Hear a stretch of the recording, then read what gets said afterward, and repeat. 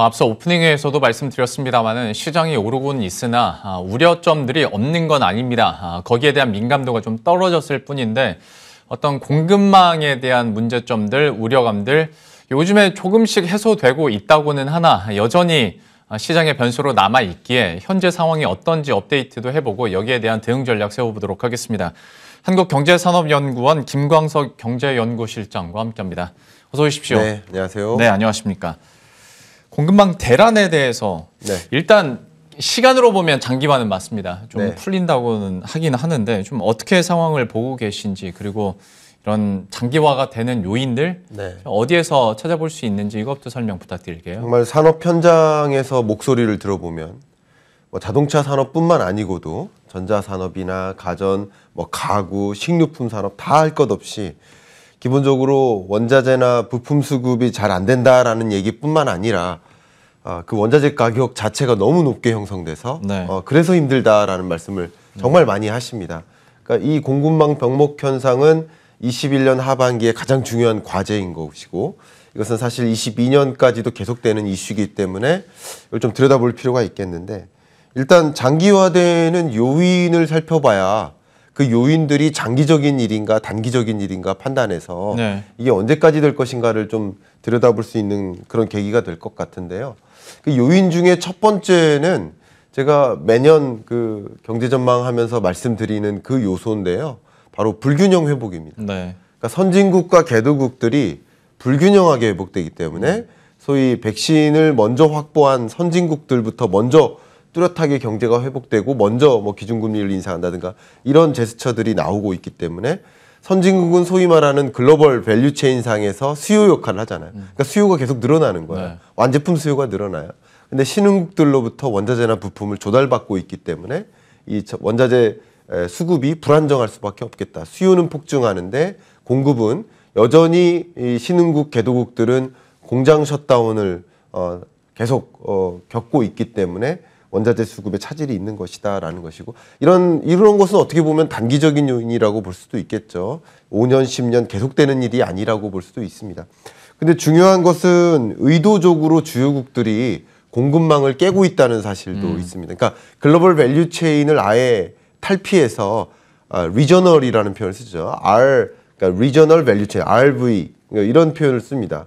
그러니까 그동안에는 밸류 체인이 이렇게 신흥국에 의존하고 있다가 코로나19 이후에 방역이나 의약용품 여러 가지 마스크를 비롯해서 그런 것들도 대표적인 일이지만 여러 밸류체인 자체가 굳이 글로벌리 분포되어 있는 게 유리하지 않을 수 있구나 하면서 실제 해외 직접 투자가 2021년까지 주로 선진국을 중심으로 늘어났어요. 개도국들은 해외 직접 투자마저 줄었어요. 그러니까 신흥국들이 어려운 상황에서 해외 직접 투자마저 이렇게 예외시 되다 보니까 선진국을 중심으로 이런 것은 이제 글로벌 밸류 체인을 아예 붕괴시키고 리저널 밸류 체인으로의 전환. 그러니까 반도체를 비롯해서 디스플레이나 배터리나 이런 여러 영역의 유망 산업들을 그냥 A부터 Z까지 우리 선진국들이 다 하겠다라는 방향으로 움직이고 있다. 리쇼링 전쟁이 움직이고 있다. 이런 것들도 이제 글로벌 공급망에 이제 차질이 있는 것이고 마지막 좀 한 가지만 더 짚는다면 이건 정말 말 그대로의 중장기적인 일인데 친환경 산업의 전환이죠. 두 가지 전환이 있다고 볼 수 있는데 한 가지가 디지털 대전환이고 두 번째가 에너지 대전환인데 친환경 산업으로의 대전환, 이제 풍력이라든가 또 수력도 포함입니다. 태양광, 또 전기차 배터리 이런 영역을 중심으로 산업이 크게 융성하다 보니까 구조적으로 향후 한 45년까지 OECD가 전망한 것도 있고 또 IEA의 전망도 있는데 그 전망치를 보면 구조적으로 이 석탄 수요는 지속적으로 줄지만 이 신재생 에너지 산업이 가능하게 만드는 철, 비철, 금속 수요는 계속 늘어난다는 것이죠. 그런 단기적인 이슈와 중장기적인 이슈가 함께 맞물리면서 공급망 현상, 병목 현상이 일어난 것이다. 이렇게 해석하면 좋을 것 같습니다. 단기적인 부분은 예전부터 실장님께서 말씀하셨던 K자 회복에 대한 우려감들이 이제 현실이 됐기 때문에 이런 현상들이 나타날 수밖에 없고 마지막에 얘기해 주셨던 주요국들을 의도적으로 이렇게 가져가고 있다라는 부분은 충분히 시사하는 바가 있을 것 같습니다. 예전에야 무역이나 또 세금 혜택 그리고 시장 진출에 대한 혜택을 받기 위해서 세계 곳곳으로 뻗어 나갔다면 코로나19 지나가면서 이게 리스크가 될 수 있겠다. 우리가 네. 자체적으로 공급하는 게 낫겠다라는 것들을 선진국들이 많이 좀 깨달은 것 같은데 그렇습니다. 그러면 단기적인 그러니까 신흥국들이 힘들어서 그런 거면 언젠가는 회복이 될 수 있을 텐데 네. 선진국들이 계속 이렇게 의도적으로 글로벌 공급망을 깨고 있는 상황이라면 네. 공급망 부족 현상이 좀 장기화될 수 있다라는 거고 그렇습니다. 그럴 때 나타날 수 있는 우려점들이나 악영향은 뭐가 있을까요? 일단은 기본적으로 가장 대표적인 게 반도체죠. 반도체뿐만 아니라 미국도 이미 반도체 이렇게 들고 얘기한 것처럼 예. 반도체를 비롯한 이제 유망 산업이라고 볼 수 있겠죠. 이런 산업을 그동안에는 글로벌 밸류체인이 분산돼 있어서 미국은 그냥 설계만 할게. 파운드리는 너네 나라에서 해. 이런 양분된 체제를 갖고 있었는데 그리고 분산된 체제를 갖고 있었는데 아예 다 하겠다. 설계부터 파운드리까지 시험 공정까지 다 하겠다. 네. 반도체 전 공정을 다 하겠다라는 방식인 거죠. 그런 식으로 전 산업에 걸쳐서 그런 변화가 움직이고 있고 그런 것들이 해외 직접 투자에서도 나온 것이고 또 많은 선진국들이 자원 개발 산업에 뛰어듭니다. 예. 특히 앞에 말씀드렸던 뭐 니켈이라든가 구리 또 팔라듐 이런 향후에 유망할 수밖에 없는 흑연이나 히토리도 포함입니다. 이런 철, 비철 금속 수요가 계속 늘어날 수밖에 없는 구조라고 보고 있기 때문에 이런 것을 우리가 스스로 개발하겠다 하면서 해외 직접 투자가 더 선진국으로 몰리고 있습니다. 그러니까 글로벌 밸류체인 자체가 붕괴되고 새로운 밸류체인이 도메스틱 내에서 국가 내에서 형성되는 그런 과정이기 때문에 인수합병도 굉장히 빠른 속도로 일어나고 있고요. 예. 오늘 이미 기사화된 것이 포스코 인터내셔널이 예. 이미 자원 개발 사업에 뛰어들기 위해서 호주 이 천연가스 기업을 인수하기 위한 그런 절차에 들어간 그런 것도 이슈가 되고 있지 않습니까? 예. 이런 움직임들이 세계 곳곳에서 일어나는 과정. 그러니까 밸류체인이 새로운 판으로 전환된다. 판이 달라진다. 이렇게 생각하시는 게 좀 도움이 되지 않을까 생각합니다. 어떤 밸류체인 변화에 따른 구조적 변화에 대해서는 우리가 받아들여야 되는 부분이지만 또 한편으로 걱정이 되는 건 공급망이 이렇게 계속 막혀 있다 보면 결국 비용 상승에 따른 좀 나쁜 인플레이션에 대한 우려는 여전히 있거든요. 여기에 대해서는 좀 심각성을 어느 정도로 봐야 될까요? 예, 맞습니다. 소위 여러 산업 중에서 가격 전가 능력이라고 표현할 수 있겠죠. 그러니까 비용이 상승한 만큼 그 내가 생산하는 완제품의 가격을 비용을 반영해서 가격을 더 올릴 수 있는지 여부가 그 기업의 경쟁력을 좌지우지할 만큼 지금 나타나고 있는 원자재 가격을 상승이라든가 제조 물가 상승 이런 것들이 상당한 인플레이션 압력이 되고 있는 것도 사실입니다. 근데 좀 뭐 산업을 좀 떠나서 이 자영업자 여러분들로 다시 돌아가 봐야 될 것 같은데요. 오미크론 이슈 때문에 이제 좀 살만하겠다라고 생각하던 차에 다시 거리두기 단계가 강화되다 보니까 네. 특히 상당한 비용 인상이 있었는데 그것을 가격에 반영하고 싶었던 거죠. 예를 들면 소고기 가격도 오르고 뭐 거기 채소 가격도 오르니까 네. 우리 국밥 가격도 올리고 싶은 거죠. 올리려고 했는데 또 이 고객 수가 줄어드니까 수요가 미진하니까 가격을 올릴 수도 없는 거예요. 네. 그런 가격 전가 능력이 없는 이 자영업자 여러분들도 굉장히 걱정되는 그런 대목이고요. 과연 죽음의 계곡을 건널 수 있을까 하는 걱정, 우려가 굉장히 많고요.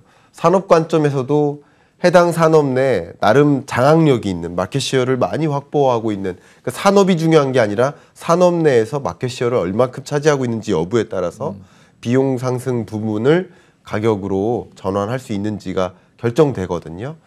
그런 것들을 좀 보시면서 투자 의사 결정하는 게 어떨까 생각이 되고요. 저는 오히려 이런 인플레이션 현상이 21년 하반기까지는 12월까지는 계속 될 것이기 때문에 오히려 인플레이션에 투자하라, 공급망 리스크에 투자하라 이런 말씀을 드리고 싶어요. 예. 그래서 인플레이션 현상, 다시 말하면 어떤 완제품 가격이 상승하거나 해당 특정 원자재 가격은 지속적으로 상승할 것이기 때문에 예. 국제 유가는 21년 4분기가 고점이고요. 22년부터 하향 안정화되는 것으로 EIA가 전망하고 있습니다. 그러니까 모든 원자재 가격이 22년까지 계속 상승하는 것이 아니라 앞에 말씀드렸던 구조적인 산업의 패러다임 변화 속에서 반드시 요구되는 그런 비철 금속 수요 이런 것을 주목하신다면 향후 투자하실 때 이런 원자재 가격 상승, 특히 비철금속 원자재 가격 상승 이런 것에 추종한 ETF 이런 상품들을 좀 투자하시는 것도 적절한 의사결정이 아닐까. 인플레이션에 투자하는 방법은 앞에 말씀드렸던 것처럼 그런 자원개발 사업에 적극적으로 뛰어드는 그런 기업에 투자하는 것도 좋은 주식 투자 방법이 아닐까 의견을 드리고 싶습니다. 참 그런데 뭐 이런 얘기를 하다 보면 걱정거리들이 참 많습니다. 앞에서 얘기해 주셨던 어떤 선진국들의 의도적인 공급망 조절뿐만 아니라 네. 원자재 가격 상승에 따라서 또 부담을 받을 수 있는 곳이 있으니까. 그런데 미중 패권 전쟁을 생각하면 양쪽에서 다 피해를 받는 게 또 우리나라 같은 느낌이 네. 있거든요. 네. 아무래도 원재료 받아와서 중간재 수출하는 기업이다 보니까 네. 패권 전쟁이 그러면 이렇게 계속 가속화되면 될수록 우리나라는 더 힘들어지는 건가에 대해서 제가 어떻게 조금 보세요? 무서운 발언을 하고 싶은데요. 제가 왜 이런 무서운 발언을 하려고 하냐면 코로나19가 우리에게 준 교훈이 있죠. 피해도 있지만 교훈이 있습니다. 그 교훈은 우리가 예상하지 못하는 일이 언제든지 등장할 수 있다라는 교훈이에요. 네. 그러니까 항상 최악의 상황도 가정하고 플랜 B도 마련할 필요가 있다라는 것을 그런 예의주시해야 된다라는 교훈을 줬는데 그런 면에서 최악의 상황을 한 가지 가정한다면 제2의 사드 보복 사태가 올 수 있다. 그것은 너무나 자명한 것이 미국 국민들의 이제 대중국 정서가 가장 비호의적으로 극대화된 상황이고요. 그 속에서 바이든은 현재 지지율이 굉장히 낮은데 지지율을 끌어올려야만 하죠. 왜냐하면 22년 하반기에 중간 선거가 있으니까. 중간 선거를 앞두고 지지율을 끌어올리기 위해서 미국을 굉장히 강력하게 압박을 취하는 그런 모습들을 보일 수 있습니다. 이거는 좀 상상이지만 정말 미국 항공모함이 한국 근해까지 올 수도 있다. 전 그런 생각도 합니다. 그런 꿈에서도 그런 것이 연출되기까지 합니다. 네. 근데 그런 만큼 굉장히 강력하게 압박을 취할 것 같은데요.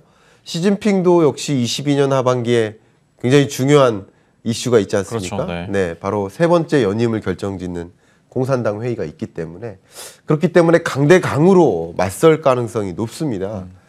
그러면 이제 바이든 시대는 트럼프 시대의 미중 패권 전쟁과 다르다라는 것이 2020년까지는 그냥 소위 트럼프 시대에는 우리가 그냥 누구 편도 아니다라는 식으로 입장을 보여줄 수가 있었어요. 그냥 표명을 정확히 안 했을 수 있어요. 근데 지금 이제 호주와 손을 잡는다든가 미국 편에 선다든가 올림픽 보이콧 선언과 관련된 이슈도 마찬가지.